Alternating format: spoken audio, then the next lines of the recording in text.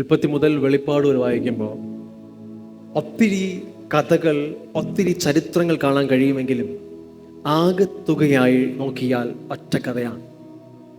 ബൈബിളിൻ്റെ ഏത് ഭാഗം എടുത്ത് നോക്കിയാലും മുഴുവനായി നോക്കുമ്പോൾ ഒറ്റ കഥയേ ഉള്ളൂ, ഒരൊറ്റ സ്റ്റോറിയേ ഉള്ളൂ. സ്വർഗത്തിലെ ദൈവം മനുഷ്യരുമായുള്ള ബന്ധത്തിൻ്റെ കഥയാണ്. ഹല്ലേലൂയ. ദൈവം മനുഷ്യനുമായിട്ടുള്ള ബന്ധത്തെയാണ് ബൈബിളിലുടനീളം നമുക്ക് കാണാൻ കഴിയുക. ഒരു സെപ്പറേഷൻ എന്ന് പറയുന്ന ഒരു ഐഡിയ ദൈവത്തിൻ്റെ ഹൃദയത്തിനകത്ത് ഇല്ല. സെപ്പറേഷൻ എന്ന് പറഞ്ഞാൽ അകൽച്ച. ദൈവവും മനുഷ്യനുമായുള്ളൊരു അകൽച്ച എന്ന് പറയുന്നത് നമുക്ക് ബൈബിളിൽ ദൈവത്തിൻ്റെ ഐഡിയ ആയിട്ട് കാണാൻ കഴിയത്തില്ല. എല്ലാ മതങ്ങളും നോക്കിയാലും എങ്ങനെയെങ്കിലും ദൈവത്തിലേക്ക് എത്തുക എന്നുള്ളതാണ് മതങ്ങളുടെ ആകത്തുക. ദൈവത്തെ അറിയുക, ദൈവത്തിലേക്ക് എത്തുക. എന്നാൽ ബൈബിൾ നമ്മെ പഠിപ്പിക്കുന്നത് ദൈവം മനുഷ്യരിലേക്ക് എത്തുന്നതിനെ കുറിച്ചാണ്. മനുഷ്യൻ എന്തെങ്കിലും ചെയ്ത് ദൈവത്തിൻ്റെ അടുക്കൽ എത്തുന്നതല്ല, പകരം ദൈവം മനുഷ്യൻ്റെ അടുക്കലേക്ക് മനുഷ്യൻ്റെ പ്രവൃത്തികളൊന്നും കൂടാതെ തന്നെ സ്വയമേ മനുഷ്യൻ്റെ അടുക്കിലേക്ക് ഇറങ്ങി വന്ന് മനുഷ്യനെ തന്നിലേക്ക് റെസ്റ്റോർ ചെയ്യുന്നതിനെ കുറിച്ചാണ് ബൈബിൾ നമ്മളെ പഠിപ്പിക്കുന്നത്. ആദം ഹവ്വയും ആദിമ മാതാപിതാക്കളായ ആദം ഹവ്വ, അവർ തോട്ടത്തിൽ, ഏദൻ തോട്ടത്തിൽ ദൈവം അവരെ ആക്കി വെച്ചപ്പോൾ അവർ പാപത്തിലേക്ക് പോയപ്പോൾ അവിടെ പാപം ദൈവത്തിൽ നിന്ന് അവരെ സെപ്പറേറ്റ് ചെയ്തപ്പോൾ, അകറ്റിയപ്പോൾ ആ നിമിഷം തന്നെ ദൈവത്തിൻ്റെ റിഡംഷൻ പ്രോസസ്സും ആരംഭിച്ചു. അവരെ തിരികെ റീസ്റ്റോർ ചെയ്യാനുള്ള പദ്ധതിയും അപ്പോൾ തന്നെ ആരംഭിച്ചു. ആദമിനും ഹവ്വയ്ക്കും പറ്റിയത് അവർ ദൈവത്തിൽ നിന്നാണ് അവർ അകന്നു പോയത്. അതായത് സെപ്പറേഷൻ എപ്പോഴും മനുഷ്യന്റെ ഭാഗത്തു നിന്നാണ്, ഒരിക്കലും ദൈവത്തിന്റെ ഭാഗത്തു നിന്നല്ല. ദൈവം ഒരിക്കലും മനുഷ്യരിൽ നിന്ന് അകന്നു പോയിട്ടില്ല, അകന്നു പോകത്തില്ല. എപ്പോഴും മനുഷ്യനാണ് ദൈവത്തിൽ നിന്ന് അകന്നു പോയത്. ആദമും ഹവ്വയും അവർ പാപം ചെയ്തപ്പോൾ ദൈവം അവരെ അകറ്റിയില്ല, ദൈവം അവരെ തേടി വരുന്നത് കാണാൻ കഴിയും. വൈകുന്നേരങ്ങളിൽ ആദമിനെ ഹവ്വയും കാണുവാനായി പതിവ് പോലെ എന്ന് എഴുതിയിരിക്കുന്ന ബൈബിൾ, പതിവ് പോലെ ദൈവം അവരുടെ അടുക്കിലേക്ക് വന്നു. എന്ന് വെച്ചാൽ അന്ന് അവർ ചെയ്ത പാപം ദൈവത്തെ അവരുടെ അടുക്കൽ വരുന്നതിൽ നിന്നും അകറ്റിയില്ല, പകരം ആ പാപം അവരെ ദൈവത്തിൽ നിന്ന് അകറ്റി. അവരുടെ ഹൃദയത്തിനകത്ത് ഒരു കുറ്റബോധം തോന്നി.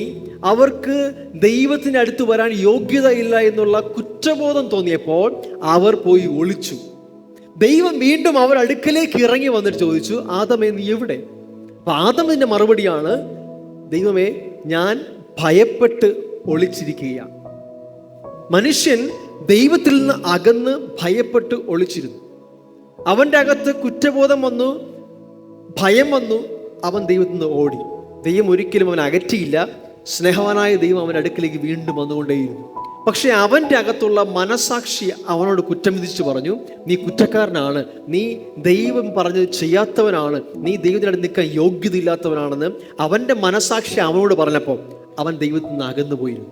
നമുക്കറിയാം, ആ സമയത്ത് തന്നെ, ആ ഏദൻ തോട്ടത്തിൽ തന്നെ ദൈവം അവരെ നഗ്നത മാറ്റുവാൻ, കാരണം ദൈവത്തിനടുത്ത് വരുമ്പോൾ അവർ നഗ്നരെന്ന് കണ്ടിട്ട് അവർ ഇലകൾ കൂട്ടിവെച്ച് ഒരു വസ്ത്രമുണ്ടാക്കിയാണ് ദൈവത്തിനടുക്കലേക്ക് വന്നത്. ദൈവം അവരോട് പറഞ്ഞില്ല നിങ്ങൾ നഗ്നരാണെന്ന്. ദൈവം പകരം ചോദിക്കുകയാണ്, നിങ്ങൾ നഗ്നരെന്ന് ആരാ പറഞ്ഞത്? ദൈവം അവരെ പഴയതുപോലെ തന്നെ കാണുകയാണ്. പക്ഷെ അവർക്ക് പഴയതുപോലെ ദൈവത്തെ കാണാൻ കഴിയാതെ വണ്ണം അവരുടെ ഹൃദയത്തിനകത്ത് അവർ കുറ്റബോധം കൊണ്ട് നിറയുകയാണ്. അവർ എങ്ങനെയെങ്കിലുമൊക്കെ ദൈവത്തിനടുത്ത് പോകുമ്പോൾ നഗ്നത മറക്കാനുള്ള ശ്രമങ്ങളൊക്കെ നടത്തുന്നുണ്ട്. പക്ഷെ ഒരിക്കൽ പോലും ദൈവം പറഞ്ഞില്ല, അയ്യേ നാണക്കേട്, അല്ലെങ്കിൽ നഗ്നനാണെന്ന് പറഞ്ഞ് കളിയാക്കുകയോ അവരെ വിഷമിപ്പിക്കുകയോ ദൈവം ചെയ്തില്ല. പകരം അവൻ എന്താണോ അവൻ ചെയ്തത്, അവനെ കൊണ്ട് കഴിയുന്ന തരത്തിൽ അവൻ ഉടുപ്പുണ്ടാക്കിയെങ്കിൽ ദൈവത്തിൻ്റെ ഭാഗത്ത് നിന്ന് അവൻ മനോഹരമായ ഉടുപ്പുണ്ടാക്കി അവരെ അണിയിച്ചു. അതായത് മനുഷ്യൻ എന്താവശ്യപ്പെട്ടോ അതിൻ്റെ ഏറ്റവും ബെസ്റ്റ് ദൈവം കൊടുത്തു. മനുഷ്യൻ ഒരു നഗ്നത മറയ്ക്കാനുള്ള ഉടുപ്പ് ആവശ്യപ്പെട്ടപ്പോൾ ദൈവം ഏറ്റവും ബെസ്റ്റ് ഒരെണ്ണം ഒരുക്കി കൊടുത്തു. നഗ്നത മനുഷ്യൻ്റെ മനസ്സിലായിരുന്നു, ഒരിക്കലും ദൈവത്തിനത് പ്രശ്നമായിരുന്നില്ല. ദൈവം അവനെ വീണ്ടും ചേർത്ത് പിടിക്കാനാണ് വന്നത്. ഹല്ലേലൂയ. യേശു പറഞ്ഞ ഏറ്റവും മനോഹരമായ ഒരു സ്റ്റോറിയുണ്ട്, മുടിയനായ പുത്രൻ്റെ കഥ. അതിനകത്തും ആ മനുഷ്യൻ, ആ ഒരു പിതാവായിരുന്ന ആ വ്യക്തി, 2 മക്കൾ അദ്ദേഹത്തിനുണ്ടപ്പോൾ ഒരുവൻ ആ പിതാവിൽ നിന്ന് അകലെ ദൂരെ പോയി, എന്നിട്ട് തോന്നും പോലെയൊക്കെ ജീവിച്ചു. കയ്യിലുള്ള പൈസ മുഴുവൻ കളഞ്ഞു, വേശ്യമാരുടെ കൂടെ ദൂർത്തടിച്ച് കളഞ്ഞു. എല്ലാം കഴിഞ്ഞപ്പോൾ ആ മകന്റെ മനസ്സിനകത്ത് കുറ്റബോധം നിറയുകയാണ്. അപ്പൻ്റെ ഭവനത്തിലായിരുന്നെങ്കിൽ അവിടെ ദാസന്മാർ പോലും ഭക്ഷണം കഴിച്ച് ശേഷിപ്പിക്കുന്നു, ഞാനോ ഇവിടെ വിശപ്പ് കൊണ്ട് മരിക്കുന്നു, ഞാൻ അപ്പൻ്റെ അടുത്ത് പോകാൻ എനിക്ക് യോഗ്യതയില്ല, അപ്പൻ്റെ മകനെന്ന് പറയാൻ എനിക്ക് യാതൊരു യോഗ്യതയില്ല, ഞാൻ കൂലിക്കാരനെ പോലെയെങ്കിലും കരുതണമെന്ന് പോയി പറയാം. ഇതാണ് അവൻ്റെ അകത്തുള്ള മനസാക്ഷി അവനോട് സംസാരിക്കുന്നത്. പക്ഷെ ഒന്ന് നോക്കിയേ, അപ്പൻ്റെ മനസ്സിൻ്റെ എന്താ സംഭവിക്കുന്നത്? ഒരു മാറ്റവുമില്ല. അവൻ പോയത് മുതൽ അപ്പൻ ആ വാതിൽക്കൽ വെയിറ്റിങ്ങിലാണ്, അവൻ എന്ന് തിരികെ വരും. അപ്പൻ്റെ മനസ്സിനകത്ത് സെപ്പറേഷൻ ഇല്ല, അകൽച്ചയില്ല. പക്ഷേ ഈ മകന്റെ മനസ്സിനകത്ത് ഭയങ്കരമായ ഒരു അകൽച്ച തോന്നി. കാര്യം എന്താ? അവൻ ചെയ്ത പാവപ്രവൃത്തികൾ, അവൻ്റെ ജീവിതം നാനാവിശേഷമാക്കി തീർത്തുകൊണ്ടുള്ള വിഷമവും എല്ലാം അവൻ്റെ ഉള്ളിലുള്ളത് കൊണ്ട് അവന് അപ്പൻ്റെ അടുത്ത് വരാൻ മടിയാണ്. ഭയങ്കരമായൊരു വിഷമമുണ്ട്, മടിയുണ്ട്, പിന്നെ അവൻ്റെ മനസാക്ഷി കുറ്റം വിധിക്കുന്നുണ്ട്. അതുകൊണ്ട് തിരികെ വരാൻ കഴിയുന്നില്ല. പക്ഷേ അവൻ ആ അപ്പനെ കാണുന്നില്ല.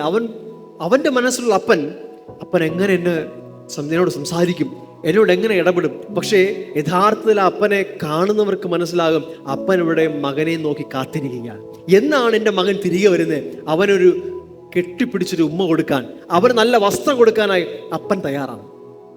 ഈ മകൻ ദൂരെ നിന്ന് വരുന്നത് കാണുമ്പോൾ തന്നെ പിതാവ് ഓടിച്ചെന്ന് കെട്ടിപ്പിടിക്കുകയാണ്. റെസ്റ്റോറേഷൻ അവിടെ സംഭവിക്കുകയാണ്. ആ മകനൊന്ന് തിരിയാൻ തയ്യാറായപ്പോൾ വചനം പറയുന്നത്, ദൂരെ നിന്ന് കണ്ടിട്ട് ഈ അപ്പൻ അങ്ങോട്ട് ഓടിപ്പോയി. അതായത് മനുഷ്യന് ഒരു സ്റ്റെപ്പ് ഒന്ന് തിരിയാൻ തയ്യാറാണെങ്കിൽ, മാനസാന്തരം എന്ന് പറയുന്നത് അങ്ങനെയാണ്, ഒന്ന് ടേൺ ചെയ്യുക, 360 ഡിഗ്രി നിന്ന് കറങ്ങുക എന്നുള്ളതാണ്. എന്ന് വെച്ചാൽ മാനസാന്തരപ്പെടുക എന്ന് പറയുമ്പോൾ പാപങ്ങളെല്ലാം ഉപേക്ഷിക്കുക എന്നല്ല, പാപങ്ങളെല്ലാം എന്നിൽ നിന്ന് കളയുവാൻ കഴിവുള്ളവരിലേക്ക് ഒന്ന് തിരിയുക. ഹല്ലേലൂയ. നമ്മൾ സാധാരണ മതങ്ങളെല്ലാം പഠിപ്പിക്കുമ്പോൾ എല്ലാം നീ ഒഴിവാക്കിയാൽ, നീ എല്ലാ കാരണവും മാറ്റിയാൽ നിന്നെ ദൈവം സ്വീകരിക്കുമെന്നാണ്. അങ്ങനെ ഞാൻ എപ്പോഴും പറയും, അങ്ങനെ സ്വീകരിക്കാൻ ഈ ലോകത്ത് എല്ലാ വ്യക്തികളും ഉണ്ട്. നല്ല ആളുകളെയൊക്കെ ഈ ലോകത്ത് എല്ലാവർക്കും ഇഷ്ടമാണ്, എല്ലാവരും സ്വീകരിക്കും. എന്നാൽ ആർക്കും വേണ്ടാത്ത പന്നിക്കുട്ടി കിടന്നിട്ട് ആ വേസ്റ്റോട് കൂടെ കയറി വരുന്നവൻ, അവൻ അപ്പൻ്റെ വീട്ടിലേക്ക് വരാനൊന്ന് തീരുമാനമെടുത്തപ്പോൾ അപ്പൻ അങ്ങോട്ട് ഓടുക. അവനിന് തീരുമാനമെല്ലാം മാറ്റിയാലോ, അവൻ തിരിച്ചാട്ട പോയാലോ, അപ്പൻ അങ്ങോട്ട് ഓടിപ്പോയി അവനെ കെട്ടിപ്പിടിച്ചു. അവൻ കൺഫ്യൂസ് ചെയ്യാൻ വേണ്ടി ദൈവം സമയം കൊടുത്തില്ല. അതിന്റെ വചനം പറഞ്ഞെങ്ങനെയാണ്? അവൻ വന്ന്, അപ്പ, ഞാൻ നിന്നോടും സ്വർഗത്തോടും പാപം ചെയ്തിരിക്കുന്നു, ഇനി നിന്റെ മകനെന്ന് വിളിക്കാൻ യോഗ്യനല്ല എന്നുള്ള അവൻ്റെ അകത്തുള്ള കുറ്റബോധത്തിൽ നിന്ന് സംസാരിക്കുമ്പോൾ വചനം പറയുന്നത് എങ്ങനെയാണ്? അപ്പൻ അത് കേൾക്കാൻ തയ്യാറായില്ല. ഒരിക്കലും ഒരപ്പനും തൻ്റെ മകൻ വന്ന് ദാസനെ പോലെ കണക്കാക്കണേ എന്ന് പറയുന്നത് കേൾക്കാൻ ഇഷ്ടമല്ല. സ്വർഗത്തിലെ ദൈവത്തിനും നീ കൃമിയാണ്, നീ പുഴുവാണ്, നീ ഏഴയാണ്, ഒന്നുമില്ലാത്തവനാണെന്ന് പറയാൻ കേൾക്കാൻ ആഗ്രഹിക്കുന്നില്ല. ഒന്ന് മാത്രമേ ആഗ്രഹിക്കുന്നുള്ളൂ, ഞാൻ എൻ്റെ സ്വർഗത്തിലെ ദൈവത്തിൻ്റെ മകനാണ്. നീ എന്ത് തന്നെ ഈ ഭൂമിയിലായിരുന്നാലും നിന്നെ ഇതാണ് വായിൽ നിന്ന് കേൾക്കാൻ സ്വർഗത്തിലെ ദൈവം ആഗ്രഹിക്കുന്നത്, ഞാൻ എൻ്റെ ദൈവത്തിൻ്റെ മകനാണ്. ഇത് നീ പറയുന്നത് നീ എല്ലാ കാര്യങ്ങളും മാറ്റി പെർഫെക്റ്റ് ആയതുകൊണ്ടല്ല. ഇത് നീ പറയുമ്പോൾ, ഇതിൻ്റെ ഹൃദയത്തിനകത്തൊരു വെളിപ്പാടായി മാറുമ്പോൾ നിന്റെ സ്വഭാവങ്ങൾ മാറാൻ തുടങ്ങും, നിന്റെ പ്രവൃത്തികൾ മാറാൻ തുടങ്ങും. കാരണം നിന്റെ പ്രവൃത്തികളല്ല നിന്നെ അവൻ്റെ മകനാക്കി മാറ്റിയത്, നീ അവനിൽ നിന്ന് ജനിച്ചത് കൊണ്ടാണ്. ആ തിരിച്ചറിവ് വരുമ്പോൾ നിന്റെ പ്രവൃത്തികൾ മാറാൻ തുടങ്ങും. കാരണം ഇന്നലെ പോലെ നിനക്ക് നീ ജീവിക്കാൻ പറ്റത്തില്ല. കാരണം നിനക്ക് മനസ്സിലാകും, ഇന്നലെ പോലെ ഞാൻ വിലയില്ലാത്തവനല്ല, ആരുമില്ലാത്തവനല്ല, എനിക്ക് സ്വർഗത്തിലൊരു അപ്പനുണ്ട്, എൻ്റെ സ്വർഗത്തിലെ ദൈവം എൻ്റെ പിതാവാണ്, ഞാൻ അവൻ്റെ മകനെങ്കിൽ അവനെ പോലെ ഈ ഭൂമിയിൽ ജീവിക്കും. ആ ഒരു തിരിച്ചറിവാണ് വ്യക്തികളെ മാറ്റുന്നത്. ഈ മകനെ ഓടിച്ചെന്ന് അപ്പൻ കെട്ടിപ്പിടിക്കുമ്പോൾ ആ കെട്ടിപ്പിടുത്തതിനകത്ത് അവൻ്റെ ഹൃദയം മാറി. എന്താ അവൻ്റെ ഹൃദയം പറഞ്ഞുകൊണ്ടിരുന്നത് ഇതുവരെ? നീ അപ്പൻ്റെ മകനെന്ന് പറയാൻ യോഗ്യതയില്ല, ദാസനെ പോലെയാണ്. പക്ഷെ ഇപ്പോഴോ അപ്പൻ്റെ കൈക്കകത്താ. അവൻ്റെ മനസാക്ഷിയേക്കാൾ അപ്പുറമായി അവൻ എക്സ്പീരിയൻസ് ചെയ്യുകയാണ് അപ്പൻ്റെ കെട്ടിപ്പിടുത്തം. അപ്പൻ ചേർത്ത് പിടിക്കുക, തുരുതുരാ മുത്തം വെച്ചെന്ന വചനം പറയുന്നത്. ആ മുത്തം വയ്ക്കലിനകത്ത്, ആ ഉമ്മ കൊടുക്കലിനകത്ത് മകന് മനസ്സിലായി, എൻ്റെ മനസാക്ഷി പറയുന്നത് അല്ല ശരി, എൻ്റെ ദൈവം ഇതാണ്, എൻ്റെ പിതാവ് ഇതാണ്. അവൻ്റെ ഹൃദയത്തിനകത്ത് എന്നോട് അകൽച്ചയില്ല, അവൻ എന്നെ അന്നും ഇന്നും ഒരുപോലെ സ്നേഹിക്കുന്നു. നമ്മുടെ കഴിഞ്ഞ കാലങ്ങളിൽ നമ്മുടെ അനുഭവങ്ങളും ചുറ്റുമുള്ളവരും ഒക്കെ പറഞ്ഞത്, നീ ഇങ്ങനെയൊക്കെ നടന്നാൽ നിന്നെ ദൈവം സ്നേഹിക്കത്തില്ല, ദൈവത്തിന് പോലെ തന്നെ വേണ്ട. ഇതൊക്കെ ആയിരിക്കും ആ മകൻ്റെയും മനസ്സിനകത്തും ചുറ്റുമുള്ള സാഹചര്യമൊക്കെ പറഞ്ഞത്. നീ മോശമായിട്ടല്ലേ ജീവിച്ചത്, വേശ്യമാരോടെ പോയവനല്ലേ, നിന്നെ ദൈവത്തിന് പോലും വേണ്ട എന്ന് പറഞ്ഞ സമയത്തായിരിക്കും അവൻ്റെ മനസ്സാക്ഷിയെ കുറ്റം വിധിച്ചുകൊണ്ടിരുന്നപ്പോൾ ദൈവത്തിൻ്റെ ഒരു കെട്ടിപ്പിടുത്തം, ആ പിതാവിൻ്റെ ഒരു സ്നേഹ ചുംബനം അവനോട് പറഞ്ഞു, നിന്നെ ഞാൻ ഇപ്പോഴും സ്നേഹിക്കുന്നുണ്ട്, നീ ഇപ്പോഴും വിലയില്ലാത്തവനല്ല, നിന്റെ ദേഹം മുഴുവൻ പന്നിക്കാഷ്ടത്തിൻ്റെ നാറ്റമായിരിക്കാം, പക്ഷേ അതിനകത്തുള്ള നിന്നെ, എൻ്റെ മകനെ ഞാൻ കാണുകയാണ്. പാപപ്രവൃത്തികൾ നമ്മുടെ പുറമെ നമ്മൾ ചെയ്യുമ്പോഴും ദൈവം നമ്മെ കാണുന്നത് ആ പുറമെയുള്ള പ്രവൃത്തിയുടെ അടിസ്ഥാനത്തിലല്ല, അതിനകത്ത് കാണുന്ന സ്വർഗത്തിലെ ദൈവത്തിൻ്റെ മകൻ എന്നുള്ള ഐഡൻറ്റിറ്റിയിലാണ്. ഞാൻ എപ്പോഴും പറയും, ഒരു ഡയമണ്ട് ഒരു വേസ്റ്റ് കുഴിക്കകത്ത് വീണാൽ അതിൻ്റെ വാല്യൂ കുറയത്തില്ല. അതിൻ്റെ പുറത്ത് കുറച്ച് വേസ്റ്റ് ആകുമെന്നേ ഉള്ളൂ. ആ വേസ്റ്റ് മാറിക്കഴിയുമ്പോൾ അത് വീണ്ടും ഡയമണ്ടാണ്, അതിൻ്റെ വാല്യൂ മാറത്തില്ല. നീ പാപത്തിൽ പടുകൂടി പോയാലും സ്വർഗത്തിലെ ദൈവം നിന്നെ കാണുന്നത് വാല്യൂബിൾ ആയിട്ടാണ്. അത് നമ്മളിത് അറിയുമ്പോഴാണ്, എനിക്ക് ഇത്രമാത്രം വിലയുണ്ടോ തിരിച്ചറിയുമ്പോഴാണ് പിന്നെ നമ്മൾ ആ ചെളിക്കുണ്ടിൽ പോവാൻ ഇഷ്ടപ്പെടത്തില്ല. ഇന്നലത്തെ പോലെ എനിക്ക് ചെളിക്കുണ്ടിൽ പോയി കിടക്കാൻ പറ്റത്തില്ല, ഞാൻ സാധാരണ കല്ലല്ല, ഞാൻ ഡയമണ്ടാണ്, എനിക്ക് വാല്യൂ ഉണ്ട്. ഇത് തിരിച്ചറിയുമ്പോഴാണ് പിന്നെ എനിക്കത് പോകാൻ കഴിയത്തില്ല. ഹല്ലേലൂയ. ഇവിടെ യേശു കർത്താവ് ഈ ഭൂമിയിൽ ജനനം കൊള്ളുമ്പോൾ, ഈ ഭൂമിയിലേക്ക് വരുമ്പോൾ വചനം പറയുകയാണ്, ഇമ്മാനുവേൽ, ദൈവം നമ്മോട് കൂടെ. യേശു ഈ ഭൂമിയിൽ വന്ന് നമ്മോട് കൂടെ ജീവിച്ചപ്പോൾ വചനം പറഞ്ഞു, ദൈവം നമ്മുടെ കൂടെ താമസിച്ചു, നമ്മുടെ അരികിൽ വന്നു, നമ്മുടെ അയൽക്കാരനായി, നമ്മുടെ സുഹൃത്തായി കൂടെ വന്നു. എന്നാൽ ഇന്ന് യേശു കർത്താവ് മരിച്ചു ഉയർത്തിയതിന് ശേഷം നമ്മുടെ മേൽ സ്വർഗത്തിലെ ദൈവം തന്റെ പരിശുദ്ധാത്മാവിനെ പകർന്നപ്പോൾ, കൊലോസ്യ ലേഖനം 1:27 പറയുന്നു, മഹത്വത്തിന്റെ പ്രത്യാശ ക്രിസ്തു ഇന്ന് അടുത്തല്ല, നിന്റെ ഉള്ളിൽ വസിക്കുന്നു, നിന്റെ അകത്ത് ദൈവം വസിക്കുന്നു. ദൈവത്തിന് വസിക്കുവാൻ കഴിയുന്ന ഏറ്റവും ബെസ്റ്റ് ഒരു ബിൽഡിംഗ് ഉണ്ടെങ്കിൽ അത് നമ്മുടെ ശരീരമാണ്. അവൻ നമ്മുടെ ആത്മാവിലല്ല വസിക്കുന്നത്, നമ്മുടെ ശരീരത്തിലാണ്. കാരണം വചനം പറയുന്നു, നിങ്ങളുടെ ശരീരം അവൻ്റെ ആലയമാണ്. ഹല്ലേലൂയ. ദൈവത്തിൻ്റെ പരിശുദ്ധാത്മാവ് വസിക്കുന്ന മന്ദിരങ്ങളാണ് നിങ്ങളുടെ ശരീരം. നിങ്ങളുടെ ശരീരത്തിൽ ദൈവത്തിൻ്റെ ആത്മാവ് വസിക്കുന്നു. അതുകൊണ്ട് നിങ്ങളുടെ ശരീരം കൊണ്ട് ദൈവത്തെ മഹത്വപ്പെടുത്തുക. അതായത് നമ്മുടെ ശരീരം ഇന്നലെ നമ്മൾ എങ്ങനെ ജീവിച്ചോ അങ്ങനെ ജീവിക്കാൻ കഴിയത്തില്ല. കാരണം നമ്മുടെ അകത്ത് നമ്മൾ മാത്രമല്ല, നമ്മുടെ കൂടെ പരിശുദ്ധാത്മാവും വന്ന് ജീവിക്കുക. അതുകൊണ്ടാണ് 1 കൊരിന്ത്യർ 6:17 പറയുന്നത്, കർത്താവുമായി ചേർന്നവൻ അവരുമായി ഏക ആത്മാവാണ്. ഇനി നമ്മൾ രണ്ടല്ല, ഒന്നത്രേ. ദൈവത്തിൻ്റെ ആ പരിശുദ്ധാത്മാവും നമ്മളും ചേർന്ന് ഒരുമിച്ച് ജീവിക്കാൻ പോവുക. ഒരുമിച്ചുള്ള ലൈഫിലേക്ക് ദൈവം നമ്മളെ കൊണ്ടുവന്നിരിക്കുകയാണ്. 1 യോഹന്നാൻ 4 അതിൻ്റെ 13 പറയുന്നു, അവൻ തൻ്റെ ആത്മാവിനെ തന്നതിനാൽ നാം അവനിലും അവൻ നമ്മിലും വസിക്കുന്നു എന്ന് നാം അറിയുന്നു. അടുത്ത വചനം ഇങ്ങനെ പറയുന്നു, യേശു ദൈവപുത്രൻ എന്ന് സ്വീകരിക്കുന്നവനിൽ ദൈവവും അവൻ ദൈവത്തിലും വസിക്കുന്നു. ഹല്ലേലൂയ. യേശു ദൈവപുത്രൻ എന്ന് സ്വീകരിക്കുന്നവനിൽ ദൈവം വസിക്കുന്നു, അവൻ ദൈവത്തിലും വസിക്കുന്നു. മ്യൂച്വൽ ഡ്വെല്ലിംഗ് ആണ്. ദൈവം നമ്മിലും നാം അവനിലും. ഹല്ലേലൂയ. ദൈവത്തിന് വേണ്ടി ഒരു ആലയം പണിയുവാനായി ശലോമോൻ റെഡിയായപ്പോൾ ദാവീദ് ആദ്യം എല്ലാം പ്ലാൻ ചെയ്തു, പിന്നീടാണ് ശലോമോൻ പണിയുന്നത്. അങ്ങനെ പണിയുവാനായി ദാവീദ് എല്ലാം പ്ലാൻ വരച്ച് ശരിയാക്കുമ്പോൾ സ്വർഗത്തിലെ ദൈവം ചോദിക്കുകയാണ്, നീ എനിക്ക് വേണ്ടി എങ്ങനെയുള്ള ആലയമാണ് പണിയാൻ പോകുന്നത്? അപ്പോൾ അവസാനം ദാവീദിന് മനസ്സിലായി, സ്വർഗാദി സ്വർഗങ്ങൾ ഒതുങ്ങാത്ത ദൈവം, സ്വർഗം തന്നെ സിംഹാസനവും ഭൂമി തന്നെ പാദപീഠവുമായ സ്വർഗത്തിലെ വലിയവനായ ദൈവത്തിന് ഞാനൊരു ആലയം പണിതാൽ ഒരിക്കലും അത് കോമ്പാക്റ്റബിൾ ആകില്ല. അതിനകത്ത് ഒതുക്കാൻ പറ്റുന്ന ആളല്ല ദൈവം. നമുക്കൊരു ആലയം പണിത് അതിനകത്ത് കൊണ്ട് വയ്ക്കാൻ പറ്റുന്ന ആളല്ല ദൈവം. പക്ഷേ യേശു ഈ ഭൂമിയിലായിരുന്നപ്പോൾ യേശു പറഞ്ഞു, ശലോമോൻ പണിത ആ വലിയ ആലയത്തെ തകർത്ത് കളവിൻ, പൊളിച്ചു കളവിൻ, ഞാൻ മറ്റൊരു ആലയത്തെ പണിയും. 3 ദിവസം കൊണ്ട് ഞാൻ ഒരു ആലയം പണിയും. ആ ആലയത്തിൽ ഞാൻ എന്നേക്കും നിങ്ങളുടെ കൂടെ വസിക്കും. നാം ഓരോരുത്തരുമാണ് ആ പുതിയ യെരൂശലേം, നാം ആണ് ആ പുതിയ സിറ്റി, നാം ആണ് ആ പുതിയ ടെമ്പിൾ. നമ്മുടെ ഉള്ളിലാണ് പരിശുദ്ധാത്മാവ് ഇന്ന് വസിക്കുന്നത്. ഇന്ന് ഒരു പള്ളിയിലോ ഒരു കെട്ടിടത്തിലോ അല്ല ദൈവം വസിക്കുന്നത്, ദൈവം വസിക്കുന്നത് നമ്മുടെ ഉള്ളിലാണ്. ഹല്ലേലൂയ. യേശു മരിച്ചപ്പോൾ കാൽവരി ക്രൂശിൽ യേശു യാഗമായി തീരുമ്പോൾ ആ ആലയത്തിന്റെ തിരശീല എന്ന് പറയുന്നത് ഹോളി ഓഫ് ഹോളീസ് അല്ലെങ്കിൽ അതിവിശുദ്ധ സ്ഥലവുമായി വേർതിരിച്ചിരുന്ന വലിയ തുണി, ആ തിരശീല മേളിന് താഴേക്ക് കീറിപ്പോയി. വചനം പറഞ്ഞാണ്, ആ ആലയത്തിനകത്ത് അതുവരെ ആയിരുന്ന ഗ്ലോറി, മഹത്വം അതിൽ നിന്ന് പുറത്തേക്ക് ഒഴുകാൻ തുടങ്ങി. ആ മഹത്വമാണ് കൊലോസ്യ ലേഖനം 1:27 പറയുന്നു, ആ ഗ്ലോറി ഇത് നിങ്ങളുടെ ഉള്ളിൽ വസിക്കുക. മഹത്വത്തിന്റെ പ്രത്യാശയെ ക്രിസ്തു നമ്മുടെ അകത്ത് വസിക്കുക. ഹല്ലേലൂയ. ദൈവത്തിന് നമ്മുടെ ഏറ്റവും അടുത്ത് വസിക്കാൻ ആഗ്രഹമാണ്. ഇതിനേക്കാൾ അടുത്ത് വസിക്കാൻ ദൈവത്തിന് കഴിയത്തില്ല. ദൈവം നമ്മുടെ ഉള്ളിൽ വന്നു നമ്മുടെ ആത്മാവുമായി ചേർന്നിരുന്നു. ദാവീദ് പറയുകയാണ്, ഹൃദയം നുറുങ്ങിയവർക്ക് യഹോവ സമീപസ്ഥൻ, അവൻ രക്ഷിക്കുന്നു. മനസ്സ് തകർന്നവരെ അവൻ രക്ഷിക്കുന്നു. ഹൃദയം തകർന്നവർക്ക് യഹോവ സമീപസ്ഥൻ. ഈ ലോകത്തിലെ പലരും നമ്മളെ ഹൃദയങ്ങളെ തകർക്കുന്നവരാണ്. പലരും നമ്മുടെ ഹൃദയം തകർന്ന അവസ്ഥയെ കളഞ്ഞിട്ട് പോകുന്നവരാണ്. എന്നാൽ ദൈവം ഏറ്റവും അടുത്താണ്. നമ്മുടെ ഹൃദയം തകർന്ന അവസ്ഥയിൽ അവൻ ഒരിക്കലും തള്ളിക്കളയുന്നവനല്ല. അവൻ ഏറ്റവും ക്ലോസ് ആണ്. തകർന്നിരിക്കുമ്പോഴാണ് അവൻ ഏറ്റവും ക്ലോസ് ആയിരിക്കുന്നത്. നമുക്ക് നമ്മുടെ ഉള്ളിൽ വസിക്കുന്ന ദൈവം നമ്മുടെ അകത്ത് വസിക്കുമ്പോൾ നമുക്ക് എന്താ പ്രത്യേകത എന്നറിയാവോ?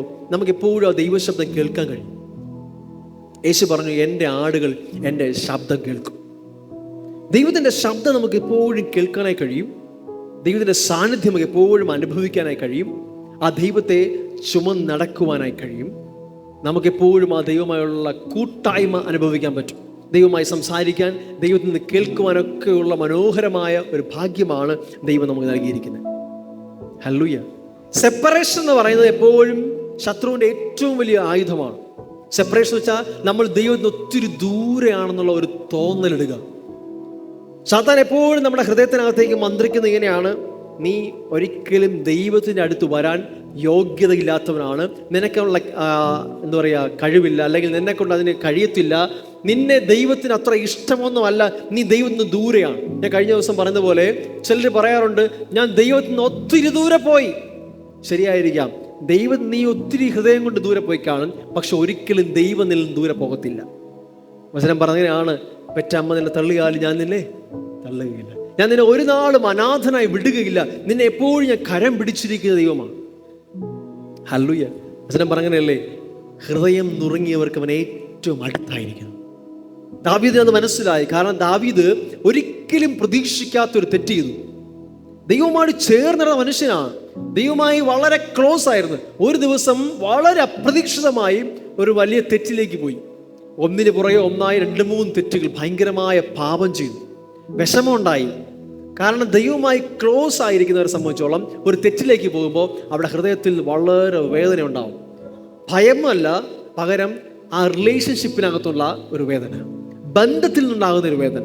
കാരണം അവിടെ ട്രസ്റ്റാണ് ബ്രേക്ക് ആയത്. ആ സ്നേഹബന്ധനകത്ത്, ദൈവമായുള്ള സ്നേഹബന്ധത്തിൽ നിന്നുകൊണ്ട് ഒരു വേദന തോന്നും. കാരണം എങ്കിലും ഞാൻ ദൈവത്തിന് ഇഷ്ടമില്ലാത്തത് ചെയ്തുവല്ലോ എന്നുള്ള തോന്നൽ. ദാവീദ് അങ്ങനെ വിഷമിച്ചപ്പോൾ ദാവീദ് പറയാണ്, ദൈവത്തോട് പറയാണ്, ദൈവമേ, ഹനനയാങ്ങ് നീ ചോദിച്ചാൽ തരും, നീ ഹോമയാങ്ങ് ചോദിച്ചാൽ എത്ര വേണമെങ്കിൽ തരാൻ പറ്റും, രാജാവാണ്, എത്ര ആടോ കാളയോ എനിക്ക് തരാൻ പറ്റും. പക്ഷെ നീ അതൊന്നും ആഗ്രഹിക്കുന്നില്ല, നിന്റെ ഇഷ്ടമൊന്നും അല്ല. പക്ഷേ തകർന്നു നുറുങ്ങിയിരിക്കുന്ന എൻ്റെ ഹൃദയത്തെ നീ നിരസിക്കത്തില്ല. ഞാൻ എത്ര യാഗം കഴിച്ചാലും നിനക്ക് ഇഷ്ടപ്പെടണമെന്നില്ല. പക്ഷെ എൻ്റെ ഹൃദയത്തിൽ യഥാർത്ഥമായൊരു പശ്ചാത്താപം ഉണ്ടായാൽ, എൻ്റെ ഹൃദയത്തിനകത്ത് ആ പാപത്തെക്കുറിച്ച് ഒരു കുറ്റബോധം ഉണ്ടായി നിന്റെ അടുക്കളയിൽ തിരിച്ചു വന്നാൽ, നീ ഒരിക്കലും എന്നെ തള്ളിക്കളയത്തില്ല. നീ എന്നെ റെസ്റ്റോർ ചെയ്യും, നീ തിരിച്ചെന്നെ കൊണ്ടുവരും, നീ എന്നെ വീണ്ടും പഴയതിലും അനുഗ്രഹമാക്കി നിന്നോട് ചേർത്ത് വയ്ക്കും. അത് ഈ ദാവീദ് മനസ്സിലാക്കി. ആ ദാവീദ് പറയുകയാണ്, ഹൃദയം നുറുങ്ങിയവർക്ക് യഹോവ സമീപസ്ഥൻ. ഹല്ലേലൂയ. ഈ ദൈവം നമുക്ക് എപ്പോഴും അടുത്തിരിക്കുന്നു. എവിടെയാണ് ഈ സെപ്പറേഷൻ ഉണ്ടാകുന്നത്? എവിടെയാണ് അകൽച്ച ഉണ്ടാകുന്നത്? ഞാൻ നേരത്തെ പറഞ്ഞു, ദൈവത്തിൽ നമ്മൾ അകൽച്ചയില്ല. അങ്ങനെയാണെങ്കിൽ എവിടെയാണ് അകൽച്ച ഉണ്ടാകുന്നത്? ഒരു വാക്യം വായിക്കാം. കൊലോസ്യ ലേഖനം 1-ാം അധ്യായം അതിൻ്റെ 21-22 വാക്യങ്ങൾ. മുമ്പേ ദുഷ്ട പ്രവൃത്തികളാൽ മനസ്സുകൊണ്ട് അകന്നവരും ശത്രുക്കളുമായിരുന്ന നിങ്ങളെ അവൻ്റെ മുമ്പിൽ വിശുദ്ധരും നിഷ്കളങ്കരും കുറ്റമില്ലാത്തവരുമായി നിർത്തേണ്ടതിന് അവനിപ്പോൾ തൻ്റെ ജഡശരീരത്തിൽ തൻ്റെ മരണത്താൽ നിരപ്പിച്ചു.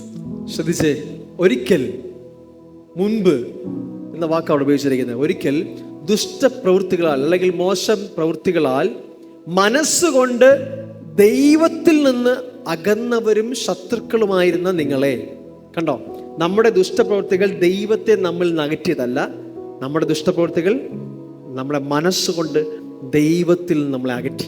നമ്മുടെ ഹൃദയം നമ്മോട് കുറ്റം വിധിച്ചപ്പോൾ, അല്ലെങ്കിൽ ഹൃദയത്തിനകത്ത് കുറ്റബോധം ഉണ്ടായപ്പോൾ നമ്മൾ ദൈവത്തിൽ നിന്ന് അകലേക്ക് പോയി. പക്ഷെ അങ്ങനെ പോയ നമ്മളെ അങ്ങനെ അങ്ങ് വിടാതെ, അകന്നുപോയ നമ്മളെ പോകുന്ന പോലെ പോട്ടെ എന്ന് വിചാരിക്കാതെ, വചനം പറഞ്ഞിങ്ങനെയാണ്, അങ്ങനെയായിരുന്നു നിങ്ങളെ അവൻ്റെ മുമ്പിൽ തിരിച്ചു വീണ്ടും, ഒരിക്കൽ അകന്നവരും ശത്രുക്കളുമായിരുന്നു നമ്മളെ തിരിച്ച് വിശുദ്ധരും നിഷ്കളങ്കരുമായി. കണ്ടോ, അകന്നവരും ശത്രുക്കളുമായിരുന്നു നമ്മളെ തിരിച്ചു കൊണ്ടുവന്നത് എങ്ങനെയാ? വിശുദ്ധരും നിഷ്കളങ്കരുമായി മാറ്റേണ്ടതിന്, കുറ്റമില്ലാത്തവരായി മാറ്റേണ്ടതിന് ക്രിസ്തു തൻ്റെ ജഡശരീരത്തിൽ തൻ്റെ മരണത്താൽ നമ്മെ നിരപ്പിച്ചു. നമ്മൾ അകന്നിരിക്കുകയായിരുന്നു, നമ്മൾ ദൈവത്തിന് ഒത്തിരി ദൂരെ പോയിരുന്നു, നമ്മളെ ഹൃദയത്തിനകത്ത് അകൽച്ച വന്നേ. ദൈവത്തിന് യാതൊരു മാറ്റവും വന്നില്ല. നമ്മുടെ ഹൃദയത്തിൽ ദൈവത്തോടൊരു അകൽച്ച തോന്നി നമ്മൾ മാറിയിരുന്നപ്പോൾ നമ്മെ അവൻ തൻ്റെ മരണത്താൽ നിരപ്പിച്ചു, നമ്മെ ചേർത്ത് വെച്ചു. നമ്മുടെ ഹൃദയത്തിനകത്തുള്ള ആ അകൽച്ചയെ മാറ്റുവാനായി തൻ്റെ മരണത്താൽ അവൻ നമ്മെ ചേർത്ത് പിടിച്ചു. ഞാൻ നേരത്തെ പറഞ്ഞ പോലെ ആ ഏദൻ തോട്ടത്തിൽ മാറ്റമുണ്ടായത് ആദമിൻ്റെയും ഹവ്വായുടെയും ഹൃദയത്തിലാണ്. ആ മാറ്റത്തെയും ദൈവം അവരുടെ അടുക്കിലേക്ക് കൊണ്ടുവരുവാൻ, അവർക്ക് ആ ധൈര്യം കൊടുക്കുവാനായി ദൈവം തന്നെ ഒരു ഉടുപ്പിനെ അവർക്ക് പ്രൊവൈഡ് ചെയ്തു. മുടിയനായ പുത്രനെ അടുത്ത് കൊണ്ടുവരുവാനായി, അവൻ്റെ കുറ്റബോധം മാറ്റാനായി അവൻ ഏറ്റവും ബെസ്റ്റ് ഡ്രസ്സ് കൊടുത്തതും, നല്ല മോതിരം കൊടുത്തതും, ചെരുപ്പ് കൊടുത്തതും, ചേർത്ത് പിടിച്ച് മുത്തം വെച്ചതൊക്കെയും അതേ പിതാവ് തന്നെയാണ്. ഹ്യൂമാനിറ്റിയെ, മാനവരാശിയെ മുഴുവനും തന്നിലേക്ക് തിരിച്ചു ചേർത്ത് പിടിക്കാൻ ആ ക്രൂശിൽ യേശു യാഗമായി മാറി. ആ ക്രൂശിൽ യേശു വിളിച്ചു പറഞ്ഞു, സകലരെയും ഞാൻ എന്നിലേക്ക് നിരപ്പിച്ചിരിക്കുകയാണ്. യേശുവിനെ അടിച്ചവർ, തുപ്പിയവർ, യേശുവിൻ്റെ ചെകിട്ടത്തടിച്ചവർ, വാരിയ ഭാഗത്ത് കുത്തിയവർ, എല്ലാവരെയൊക്കെയും യേശു പറഞ്ഞു, ഞാൻ നിങ്ങളോട് ക്ഷമിച്ചിരിക്കുന്നു. പിതാവേ, ഇവരുടെ മേൽ ഒരു കുറ്റവും വയ്ക്കരുതേ, ഇവരറിവില്ലാതെ ചെയ്തു പോവുകയാണ്, പക്ഷെ ഇവരോട് ക്ഷമിക്കണമേ.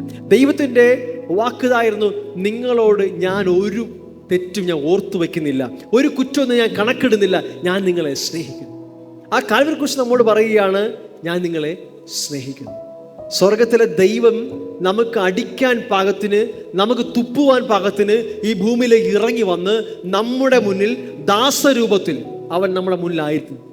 നമുക്കെന്തും പറയുവാൻ, നമുക്കെന്തും ചെയ്യുവാൻ കഴിയുന്ന തരത്തിലേക്ക് അവൻ താണിറങ്ങി വന്നു.